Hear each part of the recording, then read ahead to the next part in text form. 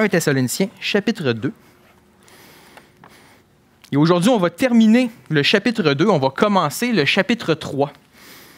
Vous savez, c'est bien qu'on ait des versets et qu'on ait des chapitres dans notre Bible parce que c'est beaucoup plus facile de chercher dans la Bible, mais des fois, les divisions sont assez artificielles et j'ai l'impression que dans ce passage-ci, la coupure entre le chapitre 2 et le chapitre 3 n'a pas vraiment rapport. Et enfin, on va voir que le passage au complet se tient ensemble. Donc, pour ceux qui n'ont pas encore entendu où est-ce qu'on est, on est dans 1 Thessaloniciens au chapitre 2.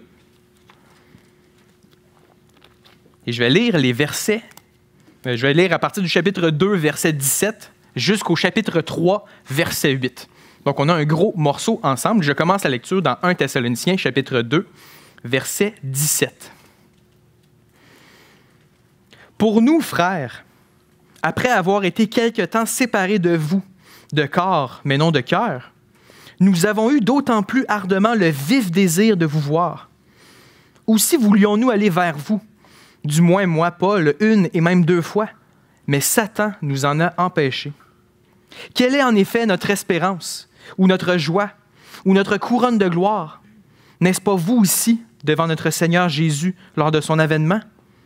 Oui, vous êtes notre gloire et notre joie.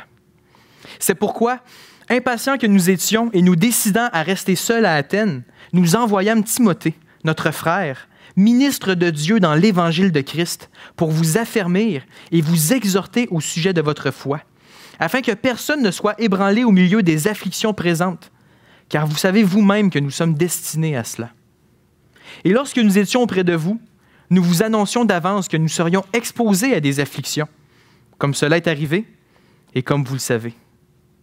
Ainsi, dans mon impatience, j'ai envoyé quelqu'un pour m'informer de votre foi, dans la crainte que le tentateur ne vous ait tenté et que nous n'ayons travaillé en vain. Mais Timothée, récemment arrivé ici de chez vous, nous a donné de bonnes nouvelles de votre foi et de votre amour, et nous a dit que vous avez toujours de nous un bon souvenir, désirant nous voir comme nous désirons aussi vous voir. En conséquence, frères, dans nos angoisses et nos épreuves, nous avons été consolés à votre sujet à cause de votre foi. Car maintenant nous vivons, puisque vous demeurez fermes dans le Seigneur. » Prions. Seigneur grand Dieu, merci pour le privilège qu'on a de pouvoir se rassembler entre frères et sœurs aujourd'hui, de pouvoir lire ta parole ensemble, de pouvoir la méditer, l'étudier, chercher ta face. Et Seigneur, ce qu'on désire, c'est que tu viennes parler à nos cœurs. Tu connais parfaitement dans quelle situation nous sommes et ce que nous avons réellement de besoin. Donc, on reconnaît que ces prochaines minutes t'appartiennent et on veut te voir agir dans cette Église et dans chacune de nos vies. On te rend grâce d'avance pour l'œuvre que tu vas faire en nous. On dit merci dans le nom de ton Fils. Amen. Depuis que le gouvernement du Québec a annoncé le déconfinement, l'un des objectifs de l'Église était de se rassembler. Donc, on a réfléchi longuement à comment est-ce qu'on allait pouvoir mettre les frères et les sœurs, donc les croyants, ensemble dans le même lieu pour adorer notre Dieu. Et je ne sais pas si la méthode qu'on a choisie est la meilleure, mais du moins, on a réussi cet objectif. On est capable d'être ensemble pour célébrer notre Dieu. Mais est-ce que ça veut dire qu'on a fini? L'Église, on a atteint notre objectif, donc il n'y a plus rien à faire? Je ne pense pas. Si vous avez écouté plusieurs prédications de Simon, vous savez qu'il y a 2 personnes dans l'Église qui lui tapent réellement sur les nerfs. Monsieur Champion et Madame Tartampion. Si vous ne savez pas qui est Monsieur Champion et Madame Tartampion, c'est la personne que vous n'avez vraiment pas envie de parler le dimanche matin. C'est la personne que vous voulez éviter à tout prix. Et vous comprendrez que je suis probablement le Monsieur Champion de quelqu'un et vous êtes probablement le Monsieur Champion ou la Madame Tartampion d'une autre personne dans l'Église. Parce que c'est pas parce qu'on réussit à se rassembler ensemble que c'est facile que de vivre l'Église, que c'est facile que de rester ensemble. De toute façon, c'est pas surprenant. L'Église, c'est le plan merveilleux de Dieu que de rassembler dans un même endroit, au même moment, une gang de pécheurs. Rachetés par la grâce de Dieu, mais pécheurs quand même. Alors, c'est normal que si tu rassembles des pécheurs ensemble, que ça fasse de temps en temps quelques flamèches. En fait, Jésus a dit à ses disciples, « Aimez-vous les uns les autres. Et c'est ainsi que tous connaîtront que vous êtes mes disciples, si vous avez de l'amour les uns pour les autres. » Et donc, cet amour fraternel est probablement les ligaments qui permettent à chacun des membres de tenir ensemble. Mais je ne sais pas pour vous, Quand Jésus dit « aimez-vous les uns les autres », c'est un peu flou comme concept. C'est quoi ça, l'amour fraternel? Comment est-ce que je fais pour aimer mon frère ou ma sœur en Jésus-Christ? Eh bien, gloire soit rendue à Dieu pour les passages comme celui qu'on vient de lire. Parce que dans ce passage-là, à la première lecture, on dirait que ça sert strictement à rien que d'avoir des passages comme ça dans la Bible. Il y a Paul qui parle de ses sentiments, de sa relation avec les Thessaloniciens, de qu'est-ce qui s'est passé. On a quelque chose de très circonstanciel. Et généralement, je ne sais pas pour vous, moi, quand je lis ce genre de passage-là, j'essaie de passer rapidement à la suite du chapitre 3. À quoi ça sert pour moi aujourd'hui? Mais je rends grâce à Dieu pour ce passage parce qu'on a un exemple concret d'à quoi ça ressemble, s'aimer les uns les autres. À quoi ça ressemble l'amour fraternel. Et ma prière, c'est alors qu'on va regarder ce passage et qu'on va l'étudier ensemble. Dieu vient de nous convaincre que c'est vital, essentiel, nécessaire pour la santé spirituelle de l'Église que de s'aimer les uns les autres, selon le modèle que Paul nous a laissé dans le passage. Et le passage, je suis d'accord, il est quand même assez long. On aurait même pu aller plus loin si on veut suivre la pensée de Paul, mais j'ai choisi de le limiter, d'arrêter au verset 8. Et on va regarder ensemble 3 aspects de l'amour fraternel tels que vécu par Paul envers les Thessaloniciens. Donc, si vous êtes attentif depuis le début, vous savez pourquoi il y a 3 morceaux. Donc, les 3 aspects qu'on va regarder ensemble, c'est... Les voici. Je vais simplement les nommer pour l'instant et inquiétez-vous pas, je vais prendre le temps de les définir plus tard pendant le message. Mais du moins, la première chose qu'on voit, c'est l'espérance fraternelle. Ensuite, on va parler de l'impatience fraternelle. Et puis finalement, on va parler de la réjouissance fraternelle. Donc, 3 aspects de l'amour fraternel qui est vécu par Paul envers les Thessaloniciens. Commençons avec cette espérance fraternelle. En fait, avant même d'embarquer dans l'espérance fraternelle, on va regarder les 3 premiers mots qu'on voit dans 1 Thessaloniciens, chapitre 2, verset 17. Paul commence le passage qu'on a lu en disant « Pour nous, frères ». Et ces mots-là ont une grande valeur dans le contexte dans lequel ils ont été écrits. Parce que si vous avez écouté la prédication de la semaine passée, ou si on ne fait que lire les versets précédents, Paul vient de décrire les Juifs qui persécutent l'Église. Ceux qui rejettent la parole de Dieu et qui cherchent à faire souffrir les enfants de Dieu. Et donc, Paul vient de dire, voici ceux qui vous veulent du mal, mais pour nous, frères, on a des sentiments complètement différents envers vous. On est complètement à l'opposé de ceux qui vous veulent du mal. Et ce n'est pas pour rien que Paul appelle les Thessaloniciens ses frères, parce qu'il se met sur un niveau d'égalité. Jésus-Christ a versé son sang pour vous comme pour nous. On est tous enfants de Dieu ensemble, co-héritiers avec Christ, à pouvoir célébrer la gloire de Dieu ensemble. Donc, Paul commence ainsi en disant « pour nous, frères ». Et ensuite, on voit à la fin du chapitre 2 de 1 Thessaloniciens que Paul a un désir. Et l'objet de son désir est exprimé dans la suite du verset 17, où il va dire « Après avoir été quelque temps séparés de vous, de corps, mais non de cœur ». On va arrêter ici pour un instant. L'apôtre Paul avait été séparé de ses frères et de ses sœurs de Thessalonique pour un peu de temps. Lorsqu'on lit Actes au chapitre 17, on se rend compte qu'on est capable de lire comment l'Église de Thessalonique a été fondée et on se rend compte que très rapidement, les gens se sont attachés à l'Évangile. Et donc, très rapidement, il y a une Église qui a été fondée dans la ville de Thessalonique. Donc, si rapidement que l'Église s'est levée, la persécution aussi s'est levée. Et tous ceux qui disaient croire en Jésus-Christ étaient persécutés par les autres habitants de la ville. Et à cause que, étant donné que la persécution était tellement violente, Paul, Sylvain et Timothée, les 3 missionnaires qui ont fondé l'Église de Thessalonique, n'ont pas eu le choix de fuir et de passer à la prochaine ville. Et c'est pour ça que Paul il dit « On a été séparés de vous ». Si on veut, l'apôtre Paul n'a pas eu le choix que de pratiquer la distanciation physique. Mais c'était plus que 2 mètres à l'époque de Paul. Il était complètement dans une autre ville.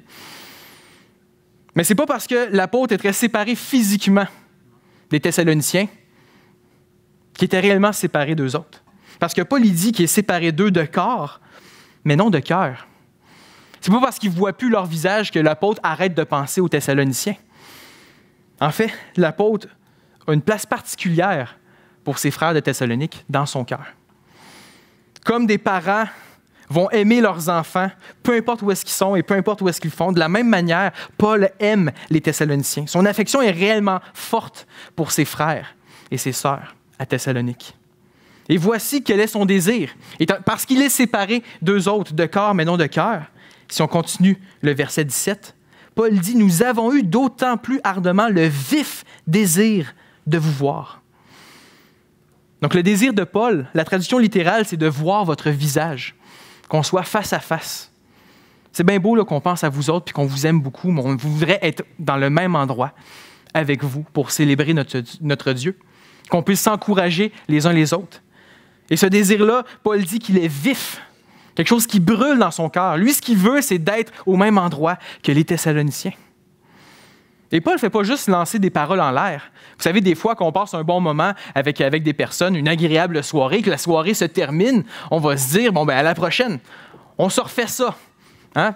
Puis on se refait ça dans 3 ans plus tard, parce qu'on ne prend pas le temps de s'organiser un moment où on va réellement se revoir. Des fois, on dit ça par politesse, hein? À la prochaine. C'est quand la prochaine? Je ne sais pas. Mais c'est poli de dire ça, à la prochaine. Paul ici, il n'est pas juste poli.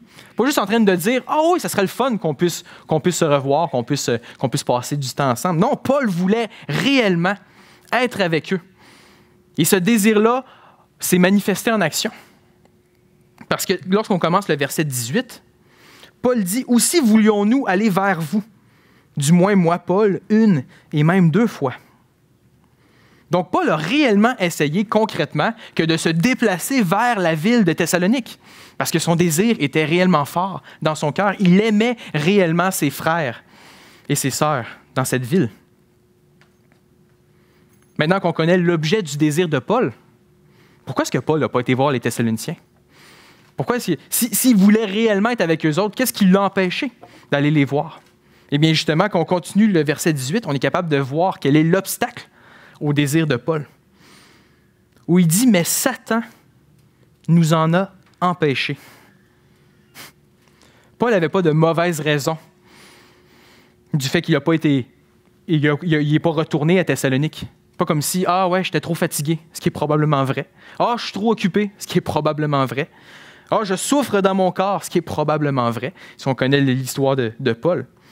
Il dit que l'obstacle, c'est Satan lui-même. Satan l'a empêché que d'être dans la présence de ses frères et de ses sœurs de Thessalonique. Qu'est-ce que Satan a fait concrètement? Je n'ai pas la réponse. Le passage ne nous donne pas assez d'indices pour savoir. Et en fait, tous les commentateurs qui cherchent à savoir qu'est-ce que Satan a fait avouent qu'ils ne font que spéculer. On n'est pas sûr, mais ça pourrait être ci, ça pourrait être ça. Mais au lieu de s'attarder sur le fait que qu'est-ce que Satan a fait, prenons le temps de considérer que Satan lui-même a choisi d'intervenir dans la vie de Paul pour l'empêcher d'aller voir les Thessaloniciens. Il faut comprendre que le but de Satan, c'est de s'opposer à Dieu, sous toutes ses formes. C'est quoi la volonté de Dieu? Satan va être contre. C'est quoi que Dieu désire? Satan va haïr ça. Et tout ce que Dieu veut, Satan va le détester au plus haut point. Il va chercher à s'opposer à Dieu. Maintenant, je ne suis pas en train de dire que Satan et Dieu sont égaux et que c'est comme un bras de fer et on se demande qui va gagner. Non, Dieu a l'autorité sur Satan, mais Satan, comme les Bruins dans une game contre le Canadien, quand ils perdent 5-0, qu'est-ce qu'ils vont faire, les Bruins? Ils vont faire mal aux Canadiens. Ils vont faire des espèces de plaqués vraiment violents pour être sûr et certain que les joueurs du Canadien ne soient pas capables de jouer leur prochain match. De la même manière, Satan, il sait qu'il a perdu. Satan, il sait qu'il a perdu, qu'il ne peut rien faire contre Dieu. Mais ça ne l'empêchera pas d'essayer de faire le plus de mal possible à l'œuvre de Dieu et donc à l'Église. Et donc, à quel point ça doit être important que des frères et des sœurs qui s'aiment soient ensemble. C'est tellement important aux yeux de Dieu que Satan lui-même veut empêcher qu'on se rassemble. Veut empêcher que les croyants qui s'aiment puissent être dans le même lieu à célébrer notre Dieu. Donc, ça a réellement de la valeur aux yeux de Dieu. Tellement de valeur que Satan va tout faire pour nous en empêcher. Ça, c'est l'obstacle au désir de Paul.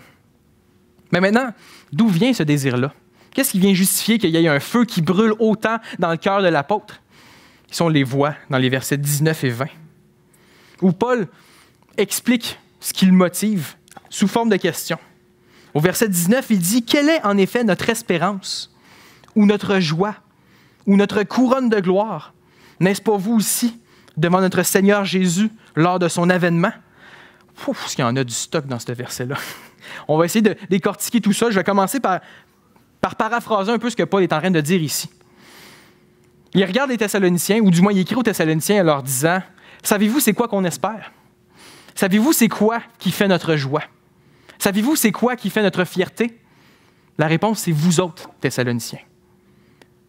On espère être avec vous. Vous êtes notre joie et vous êtes notre gloire. Et vous êtes la réponse devant notre Seigneur Jésus lorsque lui, il va revenir. En d'autres mots, on a ici l'espérance fraternelle de Paul. Ce que Paul espère ardemment, c'est non seulement le retour de Jésus qui va être un jour glorieux, ce jour où on va être dans la présence de Jésus, à contempler sa gloire pour l'éternité, loin de la présence du péché, loin de l'influence du péché, seulement célébrer Dieu et être émerveillé par qui il est pour toujours. Ça, c'est l'espérance de Paul, mais Paul, il dit, notre espérance, c'est vous autres, Thessaloniciens, devant notre Seigneur Jésus.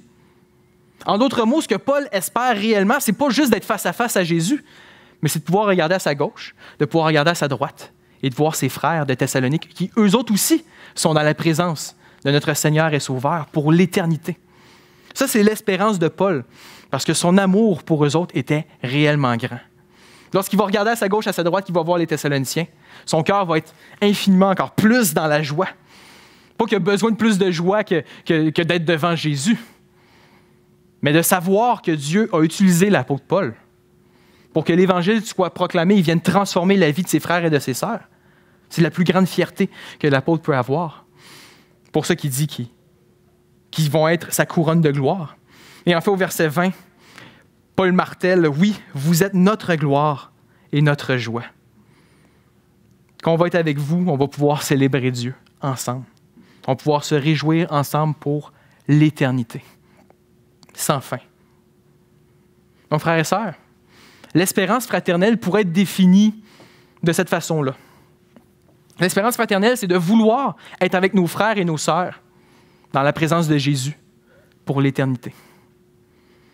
Ça, c'est l'espérance qui est donnée à tous ceux qui vivent cet amour fraternel-là les uns pour les autres.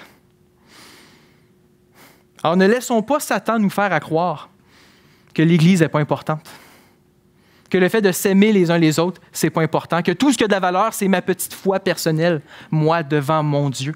C'est vrai que le salut que Dieu nous accorde est quelque chose d'exceptionnel, mais le plan de Dieu, c'est de nous adopter dans sa grande famille qu'est l'Église, pour qu'on soit ensemble, les uns avec les autres, pour célébrer sa gloire.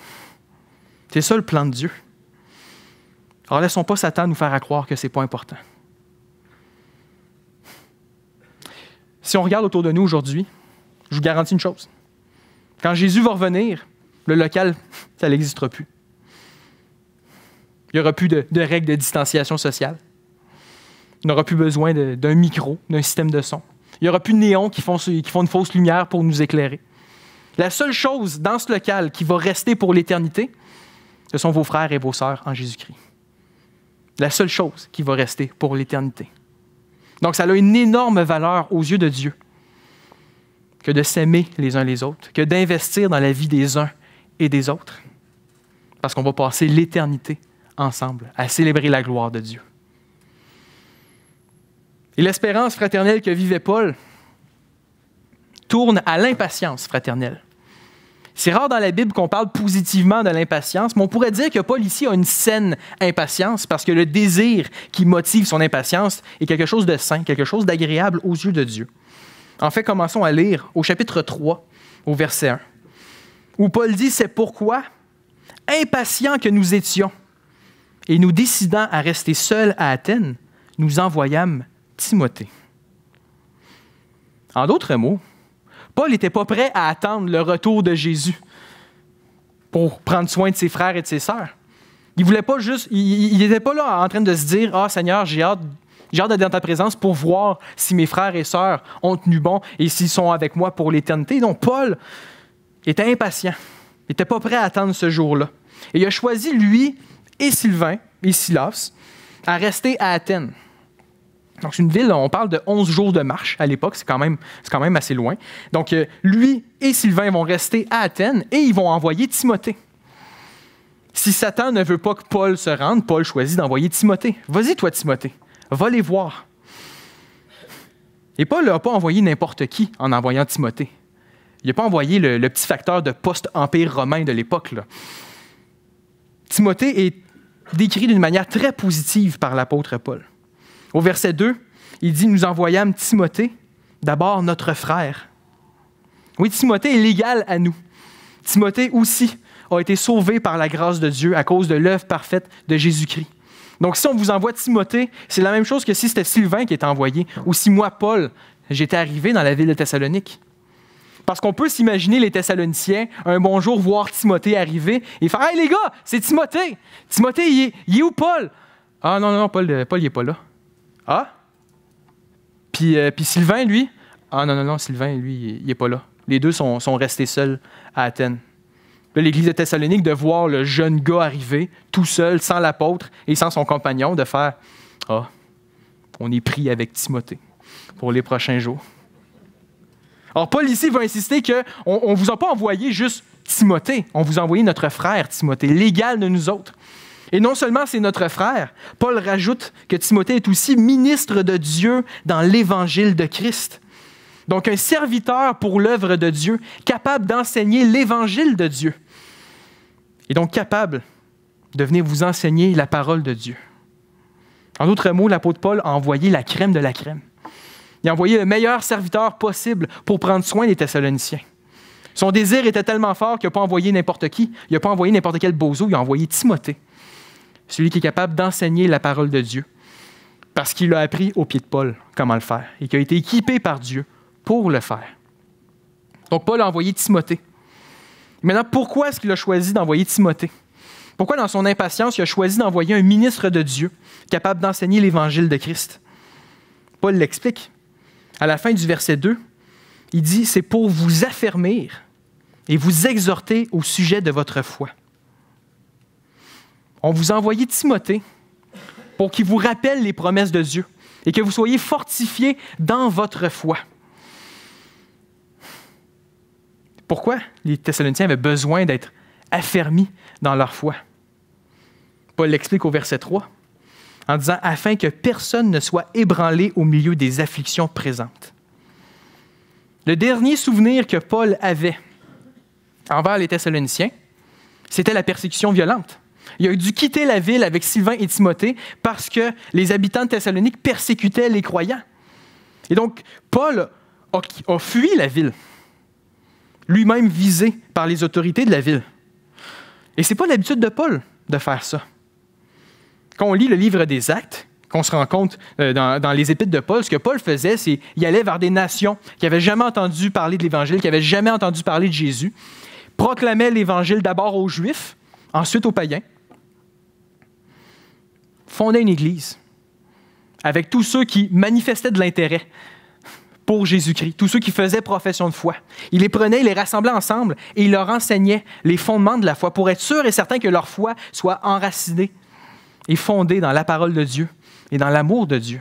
Et une fois que ces racines-là étaient vraiment solides, Paul passait à la prochaine ville. Ça, c'était l'habitude de Paul. Il prenait le temps avec ses frères et ses sœurs de leur donner la nourriture spirituelle nécessaire pour qu'ils soient capables de croître en Jésus-Christ. De s'assurer que les racines soient bel et bien plantées dans le sol. Parce que Paul savait très bien que les souffrances allaient atteindre l'Église. Et lorsque les souffrances atteignent l'Église, la foi est mise à l'épreuve. Et c'est donc là qu'on est capable de voir à quel point les racines sont bien fondées dans le sol. Mais ici, Paul a dû quitter la ville bien rapidement à cause de l'épreuve qui était venue très rapidement dans l'Église. Donc, il n'était pas sûr si la foi des Thessaloniciens était réellement fondée dans quelque chose de solide.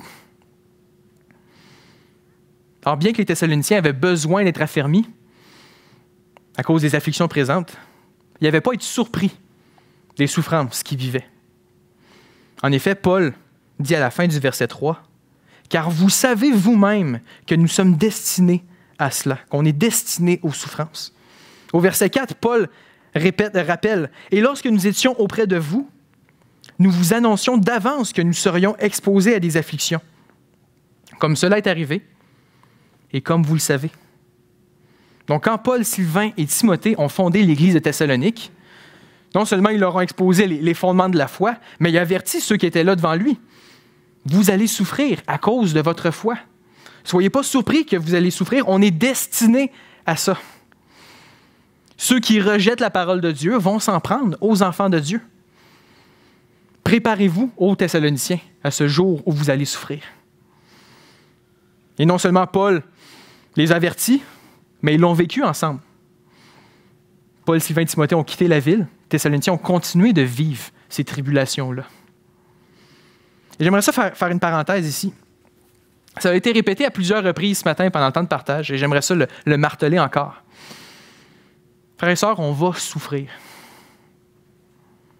Paul dit qu'on est destiné à la souffrance. Je ne veux pas qu'il y ait personne ici qui pense que lorsqu'on croit en Jésus-Christ, tous nos problèmes sont réglés. En fait, tous nos problèmes sont réglés avec Dieu. Il n'y a plus aucun péché qui nous sépare de lui. On a un libre accès à Dieu dès aujourd'hui et pour l'éternité. Parce que l'œuvre que Jésus-Christ a accomplie sur la croix, Jésus a réellement pris la conséquence de tout notre péché sur lui. Il a pleinement payé pour nous. Et son œuvre est suffisante pour qu'on n'ait plus aucun problème avec Dieu. Mais on vit encore dans un monde corrompu par le péché, où la souffrance est presque la norme. Et donc, les enfants de Dieu ne seront pas exemptés des souffrances.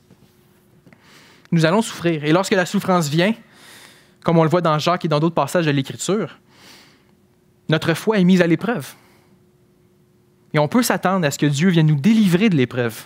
Et lorsque Dieu va nous délivrer, on va avoir une foi plus forte et encore plus fondée dans sa parole et ses promesses. Ça, c'est la beauté des souffrances dans la vie chrétienne. Mais Paul ici n'est pas en train de parler des souffrances, des circonstances de la vie. Ce qu'il est en train de dire, c'est que nous allons souffrir à cause de notre foi. Nous allons être persécutés parce que nous croyons en Jésus-Christ. Et au Québec, on ne vit pas beaucoup de persécutions. Il y en a à un très faible degré, mais si on se compare avec nos autres frères à travers le monde, la persécution qu'on vit au Québec, c'est vraiment pas grand-chose. Et on est bénéficiaire d'une grâce de Dieu pour je ne sais pas quelle raison. Mais la norme n'est pas ce qu'on vit présentement. Dans l'histoire du christianisme, les croyants ont souffert à cause de leur foi. Alors ne soyons pas surpris, frères et sœurs, le jour où on va être persécutés parce qu'on croit en Jésus. Mais il y a un énorme encouragement dans la parole de Dieu. Ce que Paul est en train d'enseigner ici, ce n'est pas quelque chose que lui a inventé. Le Seigneur Jésus a dit à ses disciples, « Vous allez vivre des tribulations dans le monde, mais prenez courage, j'ai vaincu le monde. » C'est notre Seigneur et Sauveur qui va avoir le dernier mot sur toute chose. Quand lui va revenir, il va mettre fin à toute injustice. Et seulement sa justice, sa gloire, la joie, la paix va régner pour l'éternité. Ça, c'est notre espérance. Et Jésus dit qu'il s'en vient et qu'il vient bientôt. Et non seulement Jésus va avoir le dernier mot, mais il a déjà déclaré le dernier mot. C'est pour ça qu'il ne faut pas se faire croire que Satan et Dieu sont dans un bras de fer. Non, Satan a perdu. Il est à terre. Tout ce qu'il essaie de faire, c'est de faire le plus de mal à l'équipe adverse. Jésus a le dernier mot. Mais ne soyons pas surpris le jour où la souffrance va venir. Et donc, Paul, conscient que la souffrance avait déjà atteint les Thessaloniciens, voici comment il synthétise la raison pour laquelle il a envoyé Timothée au verset 5, où il dit « Ainsi, dans mon impatience, j'ai envoyé quelqu'un pour m'informer de votre foi, dans la crainte que le tentateur ne vous ait tenté et que nous n'ayons travaillé en vain. » C'est la deuxième fois que Satan est mentionné ici, que le tentateur ne vous ait tenté. Parce que oui, la persécution est une grande tentation pour les enfants de Dieu. Imaginez que vous êtes dans une grande cage, avec des chiens affamés devant vous. Vous avez un gros steak dans les mains. Qu'est-ce qui va se passer? Les chiens vont se mettre à vous japper après. Ils vont vous courir après. Ça se peut très bien qu'ils vous mordent.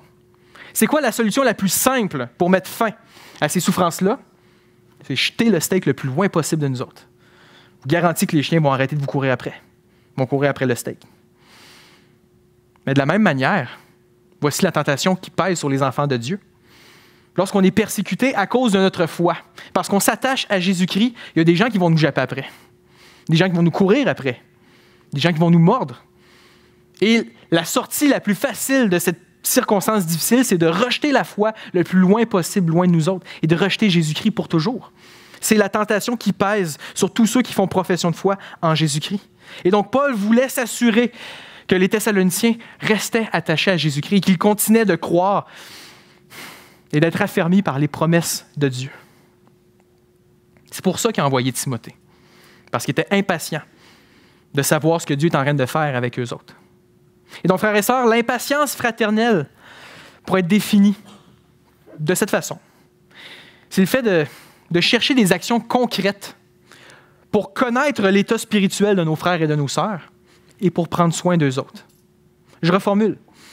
L'impatience fraternelle, c'est le fait de chercher les moyens nécessaires pour savoir comment vont nos frères et nos sœurs et pour pouvoir prendre soin d'eux autres d'un point de vue spirituel.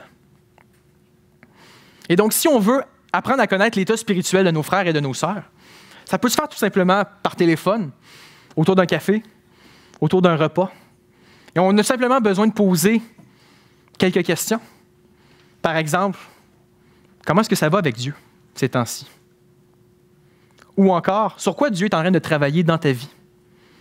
Et moindrement que notre frère ou notre sœur est honnête, on va avoir un beau portrait de l'état spirituel de ceux qui croient en Jésus-Christ.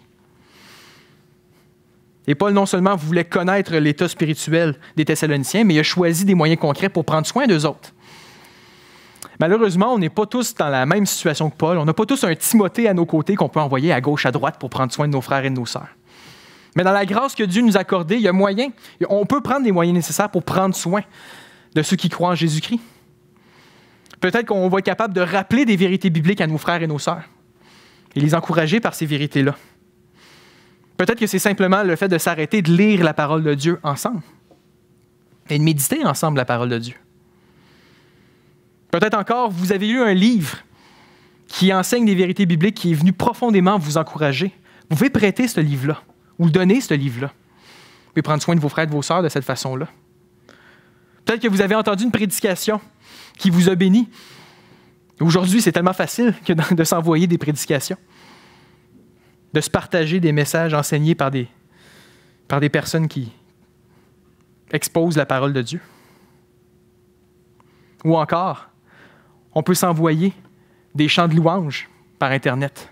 Ne négligeons pas l'impact des chants de louanges dans notre vie chrétienne. Quelque chose que chacun d'entre nous, on peut faire, c'est de prendre le temps pour prier avec nos frères et nos sœurs et de prier pour eux autres. Ça, tout le monde peut faire ça. Mais du moins, l'impatience fraternelle, c'est de chercher les moyens concrets pour connaître l'état spirituel de nos frères et de nos sœurs et pouvoir prendre soin d'eux autres. Et lorsqu'on continue la lecture du chapitre 3 de 1 Thessaloniciens, l'impatience fraternelle de Paul devient une réjouissance fraternelle. Où il dit au verset 6, « Mais Timothée, récemment arrivé ici de chez vous, nous a donné de bonnes nouvelles. » Ce qui va venir faire la joie de l'apôtre Paul, c'est qu'il a reçu des bonnes nouvelles de la part de Timothée. Et on peut identifier deux bonnes nouvelles dans le verset 6. La première bonne nouvelle que Timothée a ramenée à l'apôtre Paul, c'est que Timothée nous a donné de bonnes nouvelles de votre foi et de votre amour. La foi et l'amour, si vous voulez, c'est la synthèse la plus petite qui existe pour parler de la vie chrétienne au complet. Parce que les chrétiens devraient être marqués par leur foi en Dieu et par leur amour pour Jésus-Christ et leur amour pour leur prochain. Et donc, en d'autres mots, quand Timothée est revenu vers Paul, il a fait « Paul, oui, c'est vrai que les Thessaloniciens souffrent, ils sont encore pris avec la persécution, mais ils tiennent bon. Ils restent attachés à Jésus-Christ. Ils continuent d'aimer Jésus-Christ. Ils continuent à s'aimer les uns les autres et à partager l'Évangile à ceux qui les entourent. Paul, les Thessaloniciens tiennent bon. Mais la deuxième bonne nouvelle, l'autre source de réjouissance pour Paul, c'est à la fin du verset 6, où Paul dit « Et Timothée nous a dit que vous avez toujours de nous un bon souvenir, désirant nous voir comme nous désirons aussi vous voir. » En d'autres mots, oui, Paul aimait profondément les Thessaloniciens, mais Timothée lui rappelle la nouvelle que les Thessaloniciens aussi, ils aiment énormément Paul. Et qu'eux autres aussi, ils ont envie d'être dans la présence de Paul et qu'ils ont hâte au jour où Paul va être avec eux pour célébrer la gloire de Dieu, de maintenant ou pour l'éternité. Encore une fois, est-ce qu'ils étaient déçus d'avoir Timothée? Peut-être. Mais du moins, il avait des bons souvenirs de Paul et il avait envie d'être avec Paul. Et donc, avec ces bonnes nouvelles ont eu de profondes conséquences dans la vie de l'apôtre. Au verset 7, Paul dit, « En conséquence, frères, dans nos angoisses et nos épreuves, nous avons été consolés à votre sujet à cause de votre foi. » L'apôtre Paul était profondément inquiet pour la santé spirituelle des Thessaloniciens. Il angoisse, comme il dit, parce qu'il ne sait pas ce qui se passe avec les Thessaloniciens. Il ne sait pas s'ils sont restés fidèles à Dieu ou s'ils ont abandonné la foi à cause de la persécution. Et non seulement Paul angoissait, mais Paul vivait d'immenses épreuves à cause de la mission que Dieu lui avait confiée. Avant même d'arriver à Thessalonique, Paul a souffert dans la ville de Philippe. Quand il est arrivé à Thessalonique, Paul a souffert. Il a donc fui dans la ville de Bérée. Et là, ceux qui faisaient la persécution à Thessalonique ont choisi de suivre l'apôtre jusqu'à Bérée pour qu'il fuit encore plus loin. Et là, Paul arrive dans Athènes, une ville très intellectuelle, une ville très religieuse, qui ne veut rien savoir que d'entendre parler de l'Évangile. Paul vivait d'immenses épreuves. Et en plus de ces épreuves-là, il était inquiet pour les Thessaloniciens. Mais quand Timothée est arrivé avec la bonne nouvelle, que les Thessaloniciens tiennent bon, et qui ont hâte de revoir l'apôtre Paul, comme lui a hâte de revoir les Thessaloniciens, Paul dit, « Nous avons été consolés à votre sujet à cause de votre foi. Vous avez mis fin à nos angoisses. » Et c'est comme si nos épreuves devenaient tellement plus faciles à vivre, sachant que vous aussi, vous aimez Jésus-Christ et vous continuez de vivre pour sa gloire. Et Paul va encore plus loin au verset 8 en disant « Car maintenant nous vivons, puisque vous demeurez fermes dans le Seigneur. » Est-ce que la vie de Paul dépendait de la foi des Thessaloniciens? En fait, si on avait à paraphraser ce verset-là, on pourrait dire que Paul était mort de peur parce qu'il ne savait pas ce qui se passait avec les Thessaloniciens. Mais même s'il était mort de peur pour eux autres, quand Timothée est arrivé avec la bonne nouvelle, c'est comme si Paul avait repris vie. Maintenant vivant, prêt à continuer sa mission pour Dieu, sachant que les Thessaloniciens poursuivent leur marche. Continue d'être transformé toujours de plus en plus à l'image de Jésus-Christ. Et donc, quelle source de réjouissance pour Paul de savoir que ses frères demeurent fermes dans le Seigneur. Et on comprend ici que non seulement c'est une source de réjouissance, mais ça implique un certain avertissement pour les Thessaloniciens. Je suis content de savoir que vous continuez d'avancer pour la gloire de Dieu, mais continuez dans cette direction-là. Vous êtes dans la bonne direction et donc continuez votre chemin dans cette direction-là. Et donc, frères et sœurs, la réjouissance fraternelle pourrait être définie comme étant le fait qu'on sait qu'on partage le même amour entre frères et sœurs, qu'on partage le même amour pour Jésus-Christ. Notre réjouissance fraternelle, on va expérimenter de la joie lorsqu'on sait que le frère que j'aime ou la sœur que j'aime m'aime également et que nous, ensemble, on cherche à avancer pour la gloire de Dieu. Ça, c'est la source de joie de l'apôtre et ça devrait être la source de joie pour tous les frères et sœurs qui s'aiment les uns les autres. Jésus-Christ est en train de bâtir son Église. Il est en train de se rassembler un peuple et de préparer ce peuple au jour où on va être dans sa présence, à célébrer sa gloire pour l'éternité. Quel jour glorieux que ça va être. Mais en attendant, la Bible nous enseigne que Jésus est en train de prendre soin de son Église. Il est en train de la laver et de la purifier par l'eau de sa parole, comme Paul dit dans Éphésiens. Et l'une des manières que Jésus prend soin de son Église, c'est en manifestant son amour à travers nous autres. En s'aimant les uns les autres, on permet à Dieu de manifester son amour à travers nous. Donc l'amour fraternel est quelque chose de vital pour la vie de l'Église. Nécessaire, essentiel. Alors, on devrait se présenter devant Dieu pour qu'il vienne accomplir sa volonté dans notre vie. On peut demander 3 requêtes à Dieu si on veut vivre cet amour fraternel tel qu'elle était vécue par Paul envers les Thessaloniciens. D'abord, on peut se présenter devant Dieu et lui demander « Donne-moi ce feu dans mon cœur, cet amour grandissant pour ton Église, ô Dieu. Permets-moi d'aimer ton Église, sachant que c'est ton plan et que ce que tu fais est beau, bon et parfait. » Ensuite, on peut se présenter devant Dieu en lui demandant « Montre-moi quel frère ou quelle sœur tu veux que j'aime, que je peux aimer Parce que soyons honnêtes, il n'y a personne d'entre nous qui est capable de prendre soin de l'Église au complet. De toute façon, ce n'est pas notre responsabilité. Ça, c'est Jésus qui s'occupe de ça. Mais dans la grâce que Dieu nous a donnée, on a la possibilité d'aimer peut-être une ou plusieurs de nos frères et de nos sœurs. On peut en prendre soin concrètement, tel que Paul voulait prendre soin de ses frères et de ses sœurs d'une manière concrète en leur envoyant Timothée. Donc, présentons-nous devant Dieu en lui demandant « Qui veux-tu que j'aime? Dirige-moi, ô Dieu, parce que je veux vivre selon cet amour fraternel, cet amour que je vais avoir pour ton Église. » Mais puis finalement, demandons à Dieu qu'il vienne nous remplir de son amour. Parce que si on essaie d'aimer nos prochains selon notre amour, cet amour-là ne vaut pas la peine. Cet amour-là est limité. Cet amour-là est corrompu par notre péché. Donc, demandons à Dieu de venir nous remplir de son amour. En fait, qu'il fasse déborder son amour dans notre cœur, afin que ça puisse déborder sur ceux qui nous entourent.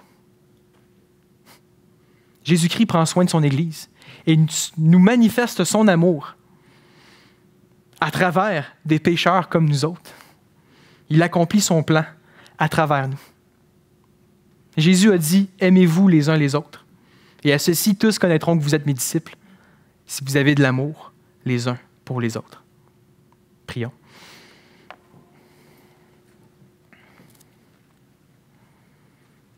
Seigneur grand Dieu, quel plan merveilleux qu'est ton salut,